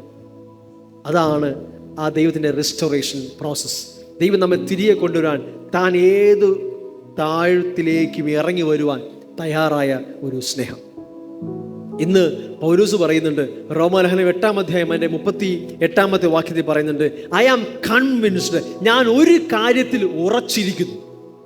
പൗലോസ് പറയാണ്, ഞാൻ ഒരു കാര്യത്തിൽ ഉറച്ചിരിക്കുന്നു, വേറൊന്നുമല്ല, ഒറ്റ കാര്യം ഞാൻ ഉറച്ചിരിക്കുന്നു, മരണത്തിനോ ജീവനോ, ദൂതന്മാർക്കോ വാഴ്ചകൾക്കോ, അധികാരങ്ങൾക്കോ, ഇപ്പോഴുള്ളതിനോ വരുവാനുള്ളതിനോ, ഉയരത്തിനോ ആഴത്തിനോ, യാതൊരു സൃഷ്ടിക്കോ കർത്താവായ യേശു ക്രിസ്തുവിലുള്ള സ്നേഹത്തിൽ നിന്ന് എന്നെ വേർപിരിക്കാൻ കഴിയുകയില്ല. പൗലോസിന് ഒരു കാര്യം മനസ്സിലായി, ഒന്നിനും ദൈവസ്നേഹത്തിൽ നിന്ന് എന്നെ മാറ്റാൻ കഴിയത്തില്ല. എൻ്റെ പ്രവൃത്തിക്കോ, യാതൊരു സൃഷ്ടിക്കോ, ദൂതന്മാർക്കോ, വാഴ്ചകൾക്കോ, ഇന്നലകൾക്കോ, ഇന്ന് ഞാൻ ചെയ്ത കാര്യങ്ങൾക്കോ, നാളെയുള്ള കാര്യത്തിനോ ഒരിക്കലും ദൈവസ്നേഹത്തിൽ നിന്ന് എന്നെ മാറ്റുവാൻ കഴിയത്തില്ല. ഞാൻ ദൈവത്തെ സ്നേഹിച്ച സ്നേഹമല്ല, വചനം പറയുകയാണ്, ഞാൻ അവനെ സ്നേഹിച്ചതല്ല, അവൻ എന്നെ സ്നേഹിച്ചതാണ്. ഞാൻ അവനെ സ്നേഹിച്ച സ്നേഹമല്ല, ദൈവം എന്നെ സ്നേഹിച്ചതാണ് സ്നേഹം. ഹല്ലേലൂയ. ഞാൻ ഡിസർവ് ആയിരുന്നപ്പോൾ, ഞാൻ യോഗ്യനല്ലായിരുന്നപ്പോൾ എന്നെ സ്നേഹിച്ചതാണ് ദൈവത്തിൻ്റെ ഏറ്റവും വലിയ സ്നേഹം. അപ്പോൾ ഞാൻ നേരത്തെ പറഞ്ഞ പോലെ ഒരു സെപ്പറേഷൻ നമ്മുടെ ഹൃദയത്തിൽ തോന്നിയപ്പോൾ, അകൽച്ച വന്നപ്പോൾ, ഈ ഹൃദയത്തിനകത്തുള്ള അകൽച്ച മാറണമല്ലോ. നേരത്തെ പറഞ്ഞതുപോലെ ഏദൻ തോട്ടത്തിൽ അവർക്ക് തോന്നി അവർ ദൈവത്തിൽ നിന്ന് അകന്നുപോയി, അവർ ഭയം ഒളിച്ചിരുന്നു, നഗ്നരെന്ന് തോന്നി. നഗ്നത എന്ന് പറയുമ്പോൾ അർത്ഥം എന്താ? നമുക്ക് ഒരാളുടെ മുന്നിൽ പോകാൻ വേണ്ടി നാണക്കേട്, അതല്ലേ നഗ്നത. ഒരാളുടെ മുന്നിൽ നമ്മളെ തന്നെ നമുക്ക് മറയ്ക്കണം, നമ്മുടെ പ്രവൃത്തികളെ മറച്ചു പിടിക്കണം, പോകാനുള്ള ഒരു ധൈര്യക്കുറവ്. അതിനെ മാറ്റാൻ ദൈവമല്ലേ പ്രൊവൈഡ് ചെയ്തത്? ശരിയല്ലേ?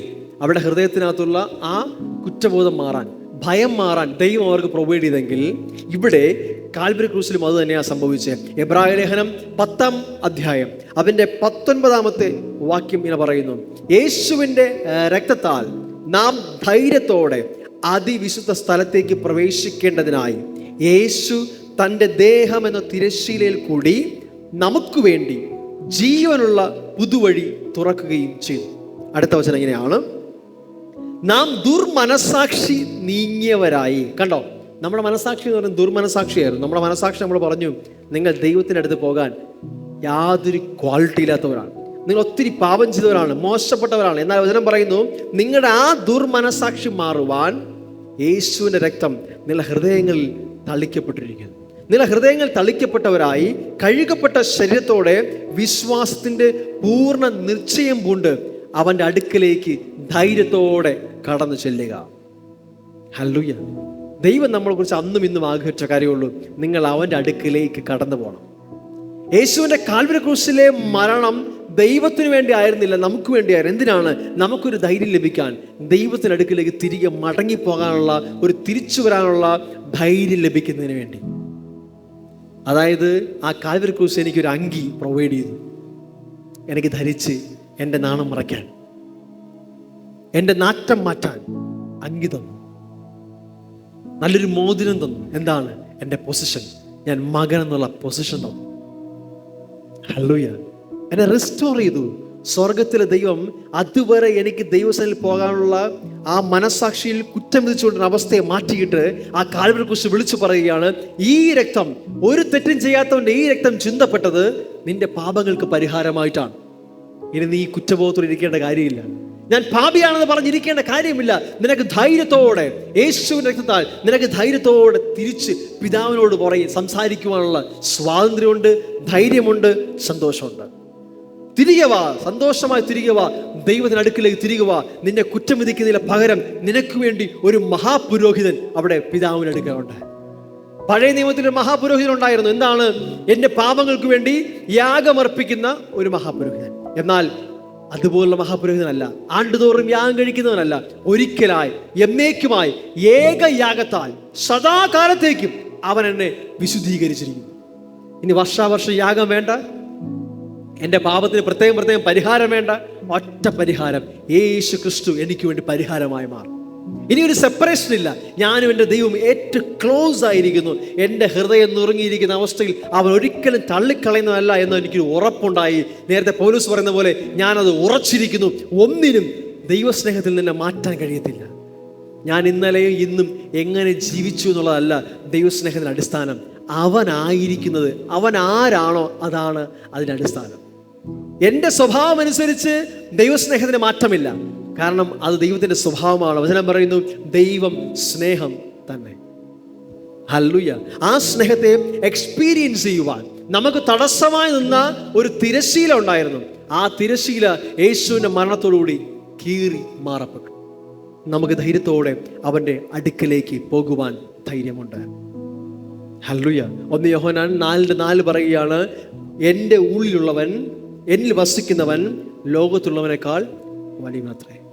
അതാണ് പ്രത്യേകത. എൻ്റെ അകത്തായിരിക്കുന്ന സ്വർഗത്തിലെ ദൈവം മറ്റെന്തിനേക്കാൾ വലിയവനായതുകൊണ്ട് എനിക്ക് ഈ ഭൂമിയിൽ ഏറ്റവും ബെസ്റ്റായി ജയകരമായി ജീവിക്കുവാൻ കോൺഫിഡൻസ് ഉണ്ട്. എൻ്റെ അകത്തായിരിക്കുന്ന ദൈവം ഈ ലോകത്തിൽ എല്ലാവരും എനിക്കെതിരായാലും ആരൊക്കെ കുറ്റം വിധിച്ചാലും എൻ്റെ ദൈവം എനിക്ക് അനുകൂലമെങ്കിൽ വേറെ ഒരു പ്രതികൂലവും ഇല്ല. എൻ്റെ ദൈവം എൻ്റെ കൂടെ ഉള്ളപ്പോൾ എന്നെ വേറെ ആർക്കും കുറ്റം വിധിക്കാൻ കഴിയുകയില്ല. വചനം പറഞ്ഞതിനാണ്, ദൈവം നീതീകരിച്ചതിനെ ആർ കുറ്റം വിധിക്കും? ആർക്കും കുറ്റം വിധിക്കാൻ കഴിയത്തില്ല. നിങ്ങളുടെ മനസാക്ഷികളെ കുറ്റം വിധിക്കുന്നില്ല എങ്കിൽ നിങ്ങൾക്ക് ദൈവത്തോട് പ്രാഗൽഭ്യമുണ്ട് എന്നാണ് തിരുവെഴുത്ത് പറയുന്നത്. ഹല്ലേലൂയ. ഇന്ന് ആ മനസാക്ഷിയിൽ യേശുവിൻ്റെ രക്തം തളിക്കപ്പെട്ടതായി പൂർണ്ണമായി ഹൃദയത്തിൽ നിന്ന് കുറ്റബോധത്തെ എടുത്ത് മാറ്റി വച്ചിട്ട് ശത്രു നിന്നോട് പറയും, നീ ദാസനാണ്, ദൈവത്തിൻ്റെ അടുത്ത് പോകാൻ യോഗ്യതയില്ലാത്തവനാണെന്ന് പറയുമ്പോൾ നീ കാണുന്നത് കൈ നീട്ടി പിടിച്ച് നിൽക്കുന്ന സ്വർഗീയ പിതാവിൻ്റെ ആ മാറാണെങ്കിൽ നമുക്ക് ധൈര്യത്തോടെ കടം ചെല്ലാം, ആ മാറിൽ ചേരാം. നേരത്തെ പാട്ടുകാരൻ പാടിയതുപോലെ ആ മാറിൽ ചാരിയിടാം, എല്ലാം പറയാം. അവൻ വിശ്വസ്തനാണ്. അവൻ ആരോടും പറഞ്ഞ് നിന്നെ കുറ്റം വിധിക്കുന്നവനല്ല. നിന്റെ രഹസ്യങ്ങൾ ആർക്കെങ്കിലും ചോർത്തിക്കൊടുത്ത് നാളെ നിന്നെ ബ്ലാക്ക് മെയിൽ ചെയ്യുന്നവനല്ല. പകരം നിന്നെ ആശ്വസിപ്പിക്കുന്നവനാണ്, ബലപ്പെടുത്തുന്നവനാണ്. നിനക്ക് പുതിയ ജീവൻ, പുതിയ ജീവിതം ഏത് നിമിഷവും തരുവാൻ അവൻ തയ്യാറാണ്. ഹല്ലേലൂയ. ഇത് തന്നെയാണ് ആ ദൈവത്തിലേക്ക് തിരികെ വരാനുള്ള ഒരു മോട്ടിവേഷൻ. കാരണം വേറെ ആരെക്കാളും അവനെ നമുക്ക് വിശ്വസിക്കുവാനായി കഴിയും. ഹല്ലേലൂയ. ഇത് പരിശുദ്ധാത്മാവ് നമ്മുടെ ഉള്ളിലായിരിക്കുമ്പോൾ ആ പരിശുദ്ധാത്മാവിനെ നമ്മുടെ ജീവിതത്തിൽ പ്രവർത്തിക്കാൻ അനുവദിക്കുക എന്നുള്ളതാണ് ഏറ്റവും വലിയ കാര്യം. ഗലാത്യ ലേഖനം വായിക്കുമ്പോൾ 5-ാം അധ്യായം അതിൻ്റെ 16-17 വാക്യം വായിക്കുമ്പോൾ ഇങ്ങനെ എഴുതിയിരിക്കുന്നു: ആത്മാവിനെ അനുസരിച്ച് നടപ്പിൻ, എന്നാൽ നിങ്ങൾ ജഡത്തിൻ്റെ മോഹം നിവർത്തിക്കുകയില്ല എന്ന് ഞാൻ പറയും. ജഡത്തിൻ്റെ പ്രവൃത്തികളെ നമ്മൾ നിവർത്തിക്കാതിരിക്കണമെങ്കിൽ, അല്ലെങ്കിൽ നമ്മുടെ ഫ്ലഷ്, നമ്മുടെ ഇഷ്ടങ്ങൾ, നമ്മുടെ ഈ ലോകപരമായ സെൻസസ് നമ്മോട് പറയുന്നത് ഇന്നത് ചെയ്, ഇന്നത് ചെയ്, ഇന്നത് ചെയ്, ഇതുവരെ ജീവിച്ചുകൊണ്ടിരുന്ന സാഹചര്യങ്ങളുമായി ബന്ധപ്പെട്ട് അങ്ങനെ ജീവിക്കാം, ഇങ്ങനെ ചെയ്യാമെന്ന് പറയുമ്പോൾ വചനം പറയുന്നത് ഇങ്ങനെയാണ്: ആത്മാവ് എന്ത് പറയുന്നത് കേട്ട് നീ നടന്നാൽ നിനക്കതിനെ ഓവർകം ചെയ്യാൻ കഴിയും. ഹല്ലേലൂയ. ഒരു തരത്തിൽ പറഞ്ഞ അടുത്ത വചനം പറയുന്നുണ്ട്: ജഡത്തിൻ്റെ ഇഷ്ടം ആത്മാവിനും ആത്മാവിൻ്റെ ഇഷ്ടം ജഡത്തിനും വിരുദ്ധമാണ്. ജഡത്തിൻ്റെ ഇഷ്ടം ആത്മാവിനും ആത്മാവിൻ്റെ ഇഷ്ടം ജഡത്തിനും വിരുദ്ധമായിരിക്കുന്നു. നിങ്ങൾ ഇച്ഛിക്കുന്നത് ചെയ്യാതെ വണ്ണം അവ തമ്മിൽ പ്രതികൂലമാണ്. അതിനർത്ഥം നമ്മളുടെ ഇഷ്ടപ്രകാരം നമ്മുടെ ശരീരം നമ്മോട് പറയുന്നതനുസരിച്ച് നമ്മൾ ജീവിക്കുകയാണെങ്കിൽ നമ്മൾ ആത്മാവിനെ സപ്രസ് ചെയ്യുകയാണ്, നമ്മൾ ഒതുക്കി വയ്ക്കുകയാണ്. എന്നാൽ നമ്മുടെ ഉൾവന്നിരിക്കുന്ന പരിശുദ്ധാത്മാവ് നമ്മോട് സംസാരിക്കുന്ന കാര്യം നമ്മൾ കേൾക്കാൻ തയ്യാറായാൽ തീർച്ചയായും നമുക്ക് സകലത്തിൻ്റെ മേലെയും വാഴുവാനായി കഴിയും. ഒരിക്കലും നമ്മെ ഒരു പാപത്തിനും നമ്മളെ നിർബന്ധിക്കാൻ കഴിയത്തില്ല. കാരണം നമ്മുടെ ഉൾ വസിക്കുന്നവൻ ലോകത്തുള്ളവനേക്കാൾ വലിയവനാണ്. വചനം പറയുന്നതിനെയാണ് റോമാലേഖനത്തിൽ പറയുന്നു: നിങ്ങൾ ന്യായപ്രമാണമല്ല കൃപയ്ക്കത്രേ അധീനരാകിയാൽ പാപം നിങ്ങൾ കർത്തൃത്വം നടത്തുകയില്ല. നിങ്ങളിനി നിങ്ങളുടെ ശരീരങ്ങളെ, അവയവങ്ങളെ പാപത്തിന് നിങ്ങൾ അടിമകളായി സമർപ്പിക്കരുത്. എന്ന് വെച്ചാൽ നിങ്ങൾ ഇന്ന് കൃപ നിങ്ങളെ എക്വിപ്പ് ചെയ്യുന്നു. റോമാലേഖനം 8-ാം അധ്യായം അതിൻ്റെ 16-ാമത്തെ വാക്യം, അതിൻ്റെ TPT വെർഷൻ വായിച്ചാൽ അവിടെ എഴുതിയിരിക്കുകയാണ്: grace frees you to choose your own master. എന്ന് വെച്ചാൽ കൃപ നിങ്ങൾക്ക് തരുന്ന ഒരു സ്വാതന്ത്ര്യമുണ്ട്. എന്താണെന്നറിയാവോ? നിങ്ങൾക്ക് നിങ്ങളുടെ യജമാനനെ സ്വീകരിക്കാൻ കഴിയും. നേരത്തെ ഈ ഫ്രീ വിൽ ഇല്ലായിരുന്നു, ഫ്രീ വില്ലില്ല, ചോയ്സ് ഇല്ല. നമ്മൾ പാപത്തിന് അടിമകളായിരുന്നു. എന്നാൽ ഇന്ന് യേശു ക്രിസ്തുവായിരുന്ന ഓരോരുത്തർക്കും ഒരു ചോയ്സ് ഉണ്ട്. നിങ്ങൾക്ക് നിങ്ങളുടെ മാസ്റ്ററിനെ തീരുമാനിക്കാം. ആരാ മാസ്റ്റർ? നമ്മൾ ആരെ അനുസരിക്കുന്നോ അവരാണ് നമ്മുടെ മാസ്റ്റർ. നിങ്ങളുടെ ബോഡിയെ, സെൻസസ് നിങ്ങൾ അനുസരിക്കാം, നിങ്ങളുടെ സ്പിരിറ്റിനെ, ആത്മാവിനെയും അനുസരിക്കാം. വചനം പറയുന്നു: ആത്മാവിനെ അനുസരിച്ച് നടക്കുന്നവരത്രേ ദൈവത്തിൻ്റെ മക്കൾ. ബൈബിളിൻ്റെ ഏറ്റവും വലിയ രഹസ്യം, മിസ്റ്ററി എന്ന് പറയുന്നത് വൺനെസ് വിത്ത് ഗോഡ്, ദൈവമായുള്ള യൂണിറ്റിയാണ്. ഒന്നായിരിക്കുന്ന അവസ്ഥ. ദൈവത്തിൽ നിന്ന് ഒരു സെപ്പറേഷൻ നമുക്കില്ല. ദൈവം നമ്മളുമായി ഒന്നായിരിക്കും. യേശു പറഞ്ഞു: ഞാൻ നിങ്ങളിലും നിങ്ങൾ എന്നിലും വസിക്കും. അത് സത്യത്തിൽ അതൊരു അനുഭവമാണ്, ഒരു എക്സ്പീരിയൻസാണ്. അത് എക്സ്പീരിയൻസ് ചെയ്യുമ്പോഴാണ് യഥാർത്ഥ ജീവിതം ആരംഭിക്കുന്നത്. യഥാർത്ഥ ക്രിസ്തീയ ജീവിതം എന്ന് പറയുന്നത് ഒരു മതവുമായി യാതൊരു ബന്ധവുമില്ല. ക്രിസ്ത്യൻ മതവുമായി യാതൊരു ബന്ധവും അതില്ല. It's A relationship. അതൊരു ജീവിതമാണ്, ഒരു ബന്ധമാണ്. ഏത് നിമിഷവും നിനക്ക് തകർച്ച വരാം, പ്രയാസം വരാം, പ്രശ്നം വരാം, പ്രതികൂലം വരാം, എന്തും വരാം. പക്ഷേ അവിടെ ഒന്നും നീ തകർന്നു പോകത്തില്ല. കാരണം ഈ പ്രശ്നങ്ങളെ അതിജീവിച്ചവൻ, മരണത്തെ ജയിച്ചവൻ നിന്റെ കൂടെ ഇരിക്കുവാണ്. ഈ ലോകത്തിൽ വരാവുന്ന ഏറ്റവും വലിയ തകർച്ച മരണമാണ്. പക്ഷെ ആ മരണത്തെയും ജയിച്ച ഒരാൾ നിന്റെ കൂടെ ആയിരിക്കുന്നത്. അതുകൊണ്ട് തന്നെ നിനക്ക് ഏത് സമയവും നിനക്ക് പ്രതീക്ഷയുണ്ട്, ഏത് അവസ്ഥയിൽ നിനക്ക് പ്രത്യാശയുണ്ട്. കാരണം ഈ ലോകത്തിലെ ഏറ്റവും വലിയ ഫിയർ, ഏറ്റവും വലിയ ഭയം എന്ന് പറയുന്നത് മരണമാണ്. എല്ലാവരുടെയും അവസാന ശത്രു, എല്ലാവരുടെയും ഭയം മരണമാണ്. ഏത് പണക്കാരനും അവസാനം പേടിക്കുന്നത് ഇതിനേ ഉള്ളൂ, മരണത്തെയാണ്. എത്ര കോടി കൊടുത്തും മരണത്തിൽ നിന്ന് മുകളിൽ വരാൻ അവൻ അധ്വാനിക്കുകയാണ്, ഫൈറ്റ് ചെയ്യുകയാണ്, എല്ലാ സയൻസും ഫൈറ്റ് ചെയ്യുകയാണ്. പക്ഷേ വചനം പറയുന്നത് മരണത്തെ ജയിച്ച് കാണിച്ചവൻ. യേശു പറഞ്ഞു: എന്നിൽ വിശ്വസിക്കുന്നവൻ മരിച്ചാലും ജീവിക്കും. ഞാൻ തന്നെ പുനരുത്ഥാനവും ജീവനാണ്. ഹല്ലേലൂയ. മരണത്തെ ജയിച്ച ഒരുവൻ എൻ്റെ കൂടെ ഇരിക്കുമ്പോൾ എനിക്ക് മരണത്തെയും വെല്ലുവിളിക്കാൻ കഴിയും. ഒന്നിനും എന്നെ ഭയപ്പെടുത്താൻ കഴിയത്തില്ല, ഒന്നിനും എന്നെ തകർത്ത് കളയാൻ കഴിയത്തില്ല. എനിക്ക് പ്രത്യാശ എപ്പോഴും ഉണ്ട്. കാരണം ഏറ്റവും വലിയ പ്രത്യാശ ഇല്ലായ്മ എന്ന് പറയുന്ന മരണമാണ്. അതിനപ്പുറവും ഒരു പ്രത്യാശ നൽകുന്ന ദൈവം എൻ്റെ കൂടെ ഇരിക്കുമ്പോൾ എൻ്റെ കടഭാരമായാലും പ്രയാസമായാലും തകർച്ചയായാലും എല്ലാം തീർന്നു വന്ന അവസ്ഥകളിലും എനിക്ക് വീണ്ടും പ്രത്യാശയുണ്ട്. കാരണം എൻ്റെ കൂടെ നിൽക്കുന്നത് ഒരു മനുഷ്യനല്ല, എൻ്റെ ദൈവമാണ്. എൻ്റെ ദൈവം എൻ്റെ കൂടെ ഇരിക്കുമ്പോൾ എന്നെ പുതുമനുഷ്യനായി എപ്പോഴും റീസ്റ്റോർ ചെയ്യാൻ ദൈവം റെഡിയാണ്, അവൻ ക്യാപ്പബിളാണ്. ബൈബിളിൽ ചില വാക്യങ്ങൾ മനോഹരമാണ്. ചില സ്ഥലങ്ങളിൽ എഴുതിയിട്ടുള്ള വാക്കുകളാണ് ബിഹോൾഡ്, ബിഹോൾഡ്. ഈ ബിഹോൾഡ് എന്ന വാക്ക് എവിടെ കണ്ടോ അതൊക്കെ ഇങ്ങനെയാണ് ഇത് ഉദ്ദേശിക്കുന്നത്, കാണുക, നിങ്ങളെ തന്നെ കാണുക. വചനം പറയുകയാണ്, കൊരിന്ത്യർ ലേഖനത്തിൽ പറയുന്നു, ഒരുവൻ ക്രിസ്തുവിലായാൽ അവൻ പുതിയ സൃഷ്ടിയാണ്. അവിടെ എഴുതിയിരിക്കുന്നതിനാണ്, ബിഹോൾഡ് എവ്രിതിങ് ബിക്കം ന്യൂ. എല്ലാം പുതുതായിരിക്കുന്നു. നിങ്ങൾ നിങ്ങളെ തന്നെ കാണുക, നിങ്ങൾ കംപ്ലീറ്റ് ആയിട്ട് ഒരു പുതു മനുഷ്യനായിരിക്കുകയാണ്. കാരണം നിങ്ങൾ പഴയ ആളല്ല. വചനം പറയുന്നത് പഴയത് കഴിഞ്ഞു പോയി, ഇതാ സകലവും എന്നാണ് മലയാളത്തിൽ എഴുതിയിരിക്കുന്നത്. പക്ഷെ English version behold everything become new. പുറമെ ഒരു മാറ്റവും നീ കാണുന്നില്ലായിരിക്കാം, പക്ഷെ നിങ്ങളെ തന്നെ നീ കാണുക. ഞാൻ ഇന്നലെ വരെ കിടന്ന പന്നിക്കൂട്ടിലല്ല, ഇന്ന് ഞാൻ അപ്പന്റെ നെഞ്ചിലാണ്. അപ്പനെ ചേർത്ത് പിടിച്ചിരിക്കുകയാണ്. എല്ലാവരും നോക്കി പറയുന്നത് ഇവൻ ഒന്നിനും കൊള്ളത്തില്ലെന്നാണ്. ഇവൻ അപ്പന്റെ സ്വത്ത് മുതൽ കട്ടുമുടിച്ച മുടിയനായ പുത്രൻ എന്നാണ് ലോകം എനിക്കിട്ട പേര്. പക്ഷെ ഇപ്പൊ ഞാൻ കിടക്കുന്ന അപ്പന്റെ മാർവിലാണ്. അത് കാണുമ്പോൾ എനിക്ക് മനസ്സിലാകും, ഈ ലോകം മുഴുവനും തള്ളിയാലും തള്ളിക്കളയാത്ത ഒരുവനേ ഉള്ളൂ, മാറ്റമില്ലാത്തവൻ. അവൻ വാക്ക് പറഞ്ഞാൽ മാറാത്തവനാകാൻ ധൈര്യത്തോടെ ട്രസ്റ്റ് ചെയ്യാം. അവൻ ഇന്നും ജീവിക്കുന്നു, അവൻ ഇന്നും സ്നേഹിക്കുന്നു, ഇന്നും വിടുവിക്കുന്നു, ഇന്നും റിസ്റ്റോർ ചെയ്തുകൊണ്ടേയിരിക്കുന്നു. ഹല്ലേലൂയ. ആ മാറോട് ചേർന്ന് പിടിക്കാം. അടുത്ത ദിവസം നീ നിന്നെ തന്നെ കാണുക പുതിയ ഉടുപ്പ് ധരിച്ചവനായി, പുതിയ മോതിരം ധരിച്ചവനായി. അപ്പം പറയുകയാണ്, മകനെ എൻ്റെ സന്തോഷത്തിലേക്ക് പ്രവേശിക്കുക. അപ്പൻ്റെ വീട്ടിൽ സന്തോഷമുണ്ട്, സമാധാനമുണ്ട്, ആരോഗ്യമുണ്ട്. എന്തൊക്കെ നഷ്ടമായോ അത് മുഴുവൻ റിസ്റ്റോർ ചെയ്യപ്പെടും. ഒറ്റ കാര്യമുള്ളൂ, ആ അപ്പനിലേക്ക് തിരികെ വരാൻ ഒരു ചിന്ത. എന്താ ഗോസ്പൽ എന്ന് ചോദിച്ചാൽ അപ്പൻ്റെ വീടിനെ കുറിച്ച് പ്രസംഗിക്കുക. സിമ്പിളായിട്ട് പറഞ്ഞാൽ അപ്പനെ കുറിച്ചും അപ്പൻ്റെ വീടിനെ കുറിച്ചും പ്രസംഗിച്ചാൽ മതി. ആരോടും പാപത്തെക്കുറിച്ച് പറയണ്ട, കാരണം അത് അവർക്ക് തന്നെ നല്ല ബോധ്യമുണ്ട്. എനിക്ക് എന്നെക്കുറിച്ച് നല്ല ബോധ്യമുണ്ട്, ഞാൻ എത്രത്തോളം വലിയ പാപിയാണെന്ന്, ഞാൻ എത്രമാത്രം മോശക്കാരാണെന്ന് വേറെ ആരും എനിക്ക് പറഞ്ഞാൽ എനിക്ക് എന്നെ അറിയാം. അത് പറയാൻ ഇനി വേറൊരാളുടെ ആവശ്യം എനിക്കില്ല. കാരണം എൻ്റെ മനസാക്ഷി എന്നോട് തന്നെ പറയുന്നുണ്ട്, അല്ലെങ്കിൽ ഞാൻ തന്നെ നല്ല ബോധ്യമുണ്ട് എനിക്ക്. കാരണം ഞാൻ ചെയ്ത പാപങ്ങൾ എത്രയോ പേര് അറിഞ്ഞില്ലെങ്കിലും ആരും കാണുന്നില്ലെങ്കിലും രഹസ്യത്തിൽ എനിക്കറിയാം.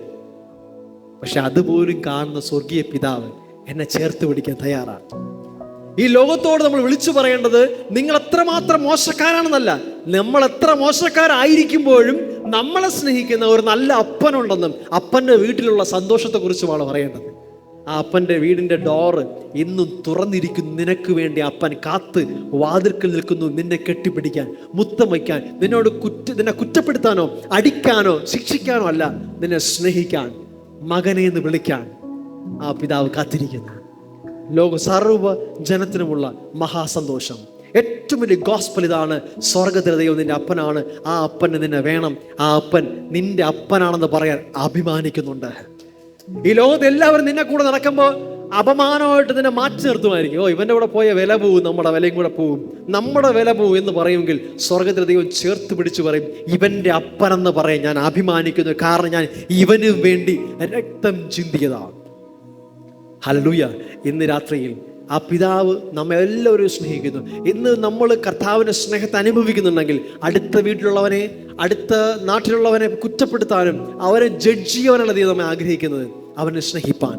ഇത് പിതാവിൻ്റെ സ്നേഹം തുറന്നു കൊടുക്കാൻ സ്വർഗ്ഗം നമ്മെ കുറിച്ച് ആഗ്രഹിക്കുകയാണ്. നിങ്ങൾ ആ പിതാവിൻ്റെ മക്കളെ ലോകം അറിയുന്നത് എങ്ങനെയാണ്? വചനം പറയും, നിങ്ങൾ തമ്മിൽ സ്നേഹിച്ചാൽ നിങ്ങൾ എൻ്റെ മക്കളെന്ന്, എൻ്റെ സഹോദരങ്ങളെന്ന് ലോകം അറിയും. നിങ്ങൾ പ്രസംഗിച്ചാലല്ല, നിങ്ങൾ രോഗികളെ സൗഖ്യമാക്കിയാലല്ല, നിങ്ങൾ അത്ഭുതങ്ങൾ ചെയ്യുമ്പോഴല്ല, നിങ്ങൾ തമ്മിൽ സ്നേഹിക്കുമ്പോൾ നിങ്ങൾ എൻ്റെ ശിഷ്യരെന്ന് ലോകം അറിയും. കാരണം പിതാവായ ദൈവം സ്നേഹമാണ്. അവൻ ആരെയും ഉപദ്രവിക്കുന്നവനോ ആരുടെയെങ്കിലും പാവങ്ങളെ കണക്കുകൂട്ടി വയ്ക്കുന്നതല്ല. വചനം പറയുന്നു, സ്നേഹം ദീർഘമായി ക്ഷമിക്കുകയും ദയ കാണിക്കുകയും ചെയ്യുന്നു. ആ സ്നേഹം ദോഷത്തെ കണക്കിടുന്നില്ല എന്ന് വചനം പറയുന്നു. എന്നിട്ട് പറയുകയാണ്, ആ സ്നേഹം ദൈവമാണ്. ദൈവത്തിൻ്റെ സ്നേഹം ആരുടെയും പാപങ്ങളെ എഴുതി വയ്ക്കുന്നതല്ല. വചനം പറയുന്നു, ഞാൻ നിങ്ങളുടെ അകൃത്യങ്ങളെ നിങ്ങളോട് കണക്കിടുന്നില്ല. നിങ്ങളുടെ പാപം എത്ര കടിച്ചുവപ്പായാലും അത് ഞാൻ ഹിമ പോലെ വെളുപ്പിക്കും. ഹല്ലേലൂയ. ആ ദൈവം നമ്മെ സ്നേഹിക്കുന്നു. ഹല്ലേലൂയ. നിങ്ങൾക്ക് ബലഹീനതകളുണ്ടാവാം, പ്രയാസങ്ങളുണ്ടാവാം, പ്രതികൂലമായുള്ള പലതും ഉണ്ടാവാം സിറ്റുവേഷൻസ്. പക്ഷേ അതൊന്നും കണ്ടിട്ട് സഹതപിക്കാൻ കഴിയാത്തവനല്ല എൻ്റെ ദൈവം. നിങ്ങളുടെ ബലഹീനത അറിഞ്ഞുകൊണ്ട് തന്നെ നിങ്ങളെ സ്നേഹിക്കുന്നതാണ് സ്നേഹം. ബലഹീനത ഇല്ലാത്തവനെ സ്നേഹിക്കാൻ എല്ലാവരും കഴിയും. പക്ഷെ ബലഹീനരായിരിക്കുമ്പോൾ, പാപത്തിൻ്റെ പടുകുഴി കിടക്കുമ്പോഴും സ്റ്റിൽ ഐ ലവ് യു എന്ന് പറയുന്ന സ്വർഗീയ പിതാവാണ് നമ്മുടെ ദൈവം. ഹല്ലേലൂയ. ആ പിതാവിലേക്ക് തിരികെ വരാൻ ഈ ലോകത്തിലുള്ള സകല വ്യക്തികളെ ദൈവം ആഗ്രഹിക്കുന്നു. ഒരു മതത്തിൻ്റെയും കെട്ടുപാടില്ലാതെ. ദൈവം മതങ്ങളെ സൃഷ്ടിച്ചിട്ടില്ല, ദൈവം ഒരു മതത്തിൻ്റെയും ആളുമല്ല. അവനൊറ്റ പിതാവാണ്, സകല മനുഷ്യരുടെയും പിതാവാണ്. എല്ലാ മതത്തിൽ നിന്ന് പുറത്തു വരാൻ സ്വർഗത്തിൽ നിങ്ങളെക്കുറിച്ച് ആഗ്രഹിക്കുന്നു. സിമ്പിളായിട്ട് അപ്പൻ്റെ മകനെന്ന് അറിഞ്ഞിട്ട്. പിന്നൊരു കാര്യം കൂടി അവസാനം പറഞ്ഞ് അവസാനിപ്പിക്കുകയാണ്. ദൈവത്തിൻ്റെ സ്നേഹം അത് നമുക്ക് മുതലെടുക്കാനുള്ളതല്ല, എങ്ങനെയും ജീവിക്കാനുള്ളതല്ല. ഞാൻ ഇങ്ങനെ വിശ്വസിക്കുന്നു, ആ ദൈവത്തിൻ്റെ സ്നേഹം യഥാർത്ഥമായി അനുഭവിച്ചാൽ നിനക്ക് പിന്നെ ആ സ്നേഹത്തിൽ നിന്ന് പോകാൻ കഴിയത്തില്ല. കാരണം സിമ്പിളായിട്ട് പറഞ്ഞേ ഉള്ളൂ, മറ്റൊന്നും ആ സ്നേഹത്തിന് തുല്യമാകത്തില്ല. അതിനേക്കാൾ വലിയ ലഹരി വേറൊന്നും കിട്ടത്തില്ല. വേറെ എല്ലാം അതനുഭവിച്ച പൗലോസ് പറഞ്ഞു, ആ ദൈവത്തിൻ്റെ സ്നേഹവുമായി കമ്പയർ ചെയ്യുമ്പോൾ ഈ ലോകത്തുള്ള സകലതും ഞാൻ ചപ്പും ചവറുമെന്ന് എണ്ണുന്നു. ഈ ലോകത്തിൽ എന്നെ മോഹിപ്പിക്കുന്ന ഒന്നിനും കഴിയത്തില്ല, വേറെ ഒന്നിനും എന്നെ അട്രാക്ട് ചെയ്യാൻ കഴിയില്ല. അതിനേക്കാൾ അപ്പുറമായി എനിക്കൊരു ബന്ധം കിട്ടി. ഈ ലോകത്തിൽ ആർക്കും കിട്ടാത്ത ഏറ്റവും വലിയ ബന്ധം, എനിക്ക് കിട്ടാവുന്ന വെച്ച് ഏറ്റവും വലിയ ബന്ധം സ്വർഗത്തിലെ ദൈവവുമായിട്ടുള്ള ബന്ധമാണ്. ഹല്ലേലൂയ. ദാവീദ് പറഞ്ഞ പോലെ തകർന്നു നുറുങ്ങിയ ഹൃദയം എന്തുകൊണ്ടുണ്ടായി? അപ്പൻ്റെ ബന്ധത്തിൽ നിന്നുകൊണ്ട് ഒരു തെറ്റ് ചെയ്തപ്പോൾ അപ്പൻ അടിക്കുമെന്നുള്ള പേടിയോ അപ്പൻ മിണ്ടില്ലെന്നുള്ള പിണക്കമൊന്നും വിചാരിച്ചൊന്നുമല്ല. പകരം അപ്പനുമായി ഇത്തിരി സ്നേഹത്തിരിക്കുമ്പോൾ താൻ അപ്പൻ അനുസരിക്കാതെ അപ്പൻ്റെ ഹൃദയത്തിൽ മുറിവുണ്ടാക്കിയല്ലോ എന്നുള്ള തോന്നൽ അവൻ്റെ ഹൃദയത്തിൽ വലിയ വേദനയായി മാറി. യഥാർത്ഥത്തിൽ അപ്പനമ്മമാരെ സ്നേഹിക്കുന്ന മക്കൾ അങ്ങനെയല്ലേ? അപ്പൻ അടിക്കുമെന്ന് പേടിച്ചിട്ടാണോ എന്തെങ്കിലും ചെയ്യാതിരിക്കുന്നത്? ഞാനൊരു തെറ്റ് ചെയ്യുമ്പോൾ അപ്പനത് വിഷമമാകുമെന്ന് തോന്നുന്നതാണ് യഥാർത്ഥ റിലേഷൻഷിപ്പ്. അല്ലാതെ പാപം ചെയ്ത് തന്നെ ശിക്ഷിക്കൂടാ, കത്തിക്കുകൂടാ എന്ന് പറയുന്നതല്ല. അതല്ല റിലേഷൻഷിപ്പ്. അത് ഒരു ഡിക്റ്റേറ്റർഷിപ്പാണ്. അല്ലെങ്കിൽ ഒരു എന്താ പറയുക, ഹിറ്റ്ലറൊക്കെ ചെയ്യുന്ന പോലെ ചെയ്തില്ലെങ്കിൽ ഞാൻ അടിക്കും എന്ന് പേടിപ്പിക്കും. അതല്ല. സ്വർഗത്തിലെ ദൈവം ഒരു പിതാവാണ്, സ്നേഹവാനായ അപ്പനാണ്. ആ സ്നേഹത്തെ എക്സാക്റ്റ് അറിയുന്ന മക്കൾ ആ സ്നേഹത്തിൽ നിന്ന് പോകാൻ കഴിയത്തില്ല. ഒന്നിനും നമ്മളെ സ്നേഹം വേർപിരിക്കാനും കഴിയത്തില്ല. മാത്രമല്ല, നിങ്ങൾക്ക് വേറെ ഒന്നുമില്ലെങ്കിലും ആ സ്നേഹം നിങ്ങളെ നടത്തും. ഏറ്റവും വലിയ സന്തോഷം അതായിരിക്കും. നിങ്ങൾക്കതൊരു ലഹരിയായി മാറും. അത് അനുഭവിക്കാത്തൊരു ദിവസം പോലും നിങ്ങൾക്ക് പറ്റത്തില്ല എന്നുള്ള അവസ്ഥയെത്തും. ആ ദൈവസ്നേഹം നടക്കുമ്പോൾ സകലതും നിങ്ങൾക്ക് അനുകൂലമായി മാറും. വചനം പറയും, ദൈവത്തെ സ്നേഹിക്കുന്നവർക്ക്, നിർണയപ്രകാരം വിളിക്കപ്പെട്ടവർക്ക് സകലവും നന്മയ്ക്കായി കൂടി വ്യാപരിക്കുന്നു. ഹല്ലേലൂയ. നമുക്ക് സകലതും, നമ്മുടെ ജീവിതത്തിൽ സംഭവിച്ച നഷ്ടങ്ങൾ, കഴിഞ്ഞ കാലങ്ങളിൽ നമ്മുടെ ജീവിതത്തിൽ ചെയ്തു പോയ പാപങ്ങൾ, എന്ത് തന്നെ ആയിക്കോട്ടെ, ദൈവസ്നേഹത്തിലേക്ക് വരുമ്പോൾ സകലവും നിന്റെ ജീവിതത്തിൽ നന്മയ്ക്കായി വരും. കാരണം അവൻ സകലതിനെയും നന്മയ്ക്കാക്കി മാറ്റും. ഞാൻ എപ്പോഴും എക്സാമ്പിൾ പറയാറുണ്ട്. ഒരു മനോഹരമായ ഒരു പാത്രം, ഏറ്റവും മനോഹര പാത്രം, അത് തറയെ വീണ് ഉടഞ്ഞു പോയി എന്ന് കരുതുക. സ്വർഗത്തിലെ ദൈവം ആ ഉടഞ്ഞു പോയ പാത്രത്തെ കരങ്ങളെടുത്തിട്ട് തിരിച്ച് റിസ്റ്റോർ ചെയ്യുമ്പോൾ ഉടഞ്ഞു പോയ ആ ചില്ല് വരുന്ന പൊട്ടിയ ഭാഗങ്ങളിൽ നമ്മൾ സാധാരണ ഗമ്മ വയ്ക്കുന്ന പോലെ അതിൻ്റെ സ്ഥലത്ത് ഏറ്റവും വില കൂടിയ സ്വർണ്ണ രത്നങ്ങൾ പതിപ്പിച്ച് പണിത് ആദ്യം ഉണ്ടായതിനേക്കാൾ മനോഹരമായ ഒരു പാത്രമാക്കി മാറ്റുന്ന പോലെ നമ്മുടെ ഉടച്ചിലുകൾ, നമ്മുടെ തകർച്ചകൾ ദൈവം തിരിച്ച് റിസ്റ്റോർ ചെയ്യുമ്പോൾ പഴയതിനേക്കാൾ മനോഹരമായി ഏറ്റവും ബെസ്റ്റ് പാത്രമാക്കി സ്വർഗം മാറ്റും. ഹല്ലേലൂയ. അതുകൊണ്ട് തകർന്ന അവസ്ഥ ഉണ്ടോ, പ്രയാസത്തിലാണോ, പ്രശ്നത്തിലാണോ, വിഷമത്തിലാണോ, ആ പിതാവിൻ്റെ സ്നേഹത്തിലേക്ക് വാ. നിന്നെ തള്ളിക്കളയാത്ത ഒരു ദൈവസ്നേഹമുണ്ട്. ആ പിതാവ് ചേർത്ത് പിടിക്കുമ്പോൾ നിനക്ക് മനസ്സിലാകും, നിന്റെ കഴിഞ്ഞകാല ജീവിതത്തെക്കാൾ അയ്യോ എൻ്റെ കുറേ വർഷം പോയല്ലോ എന്ന് തോന്നും, പക്ഷെ ഒന്നും നഷ്ടമാകില്ല. എൻ്റെ ദൈവം 10 മടങ്ങായി തിരികെ തരും. ഹല്ലേലൂയ. നഷ്ടമായതൊക്കെയും സ്വർഗത്തിലെ ദൈവം ഏറ്റവും ബെസ്റ്റായി തിരികെ തരും. അവൻ കഴിഞ്ഞ കാലം നഷ്ടപ്പെട്ട ദിവസങ്ങളെ തിരികെ തരുന്ന ദൈവമെന്നാണ് വചനം പറയുന്നത്. ഞാൻ പലപ്പോഴും ആലോചിക്കാറുണ്ട്, ദൈവമേ നിന്നെ അറിയാൻ ഒത്തിരി താമസിച്ചു പോയോ?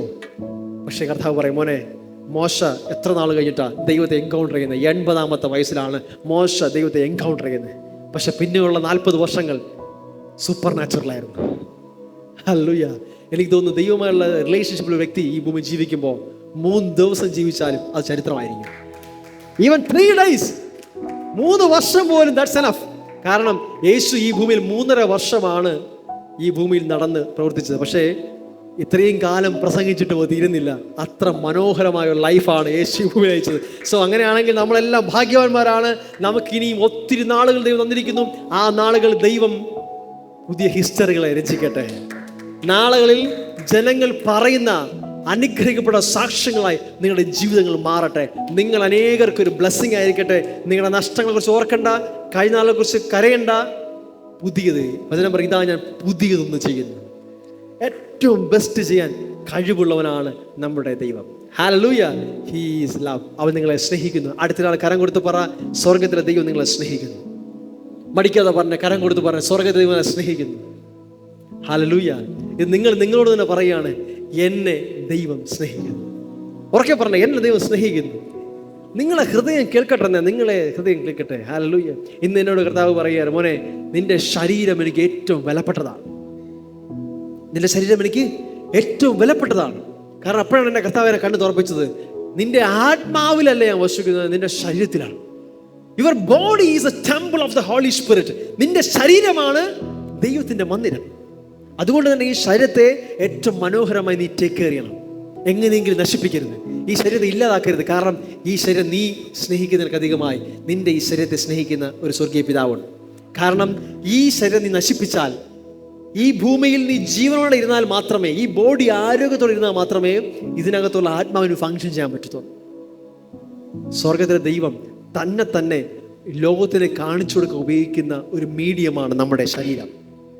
നമ്മുടെ ബോഡിയാണ് സ്വർഗത്തിലെ ദൈവം ഈ ഭൂമിയിൽ ചലിക്കാൻ, സംസാരിക്കാൻ, വ്യക്തികളെ തൊടാനായി ഉപയോഗിക്കുന്നത്. അതുകൊണ്ട് ഈ ശരീരത്തെ നശിപ്പിക്കരുത്, ഈ ശരീരത്തെ നശിപ്പിക്കരുത്. കാരണം ഈ ദൈവം ഈ ശരീരത്തെ ഒത്തിരി സ്നേഹിക്കുന്നു. ദൈവം അനുഗ്രഹിക്കുന്ന ഈ ശരീരമാണ്. നിങ്ങളുടെ ശരീരത്തെ നിങ്ങൾ തന്നെ ബ്ലസ് ചെയ്യണം. നിങ്ങളുടെ ശരീരത്തെ ബ്ലസ് ചെയ്യണം.